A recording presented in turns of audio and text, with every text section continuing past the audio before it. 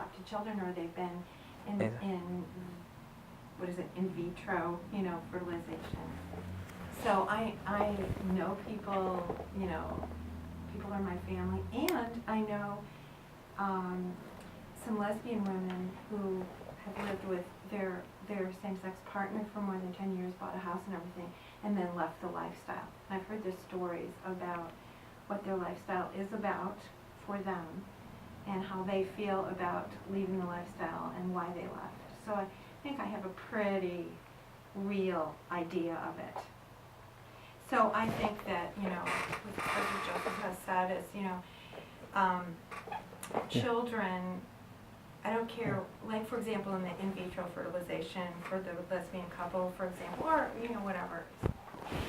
whatever that child, whoever that child's parents are as far as with whom they know, they're going to always have the big question mark about who is the one they don't know.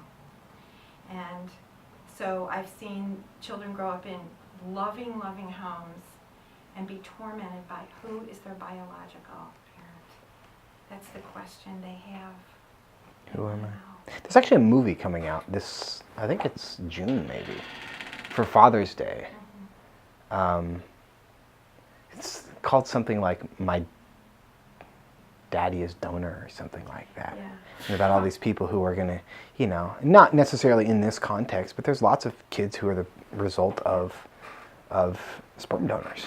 And like, what does that mean for them? And I think there's an interesting, it's kind of a side story, but I think it's relevant to this whole debate because the institution of the family, and it has generational. That's the thing. People, there's in our human awareness, family means such important things.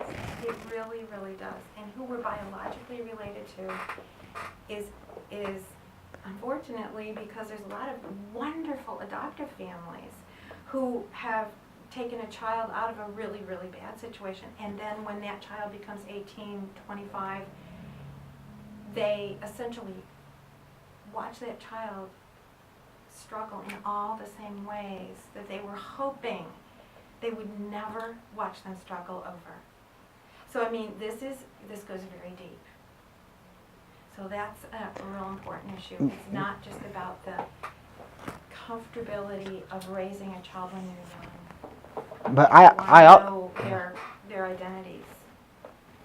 I also think it's true, and we're going to work. This issue is not about homosexuality. No, it isn't. And so, I mean, I work very hard at not talking about it because this issue is about what is marriage and the definition of marriage, and that's the question that the public is going to vote on. What is marriage? And the fact that things have similarities does not mean they're the same.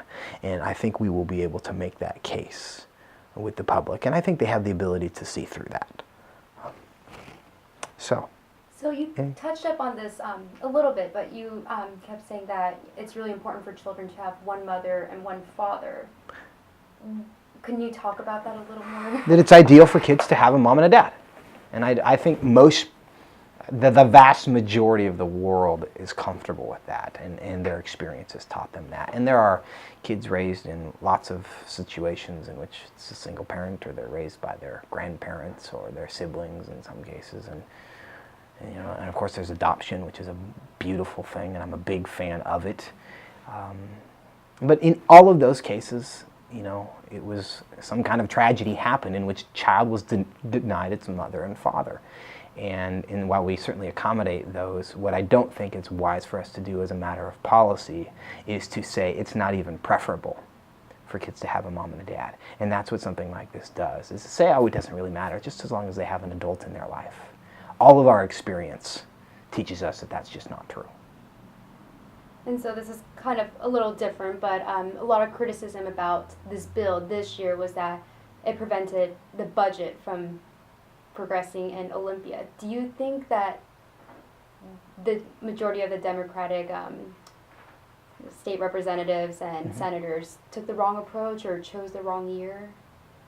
Well, I mean, from my perspective, there's never a right year to do something like this, of course.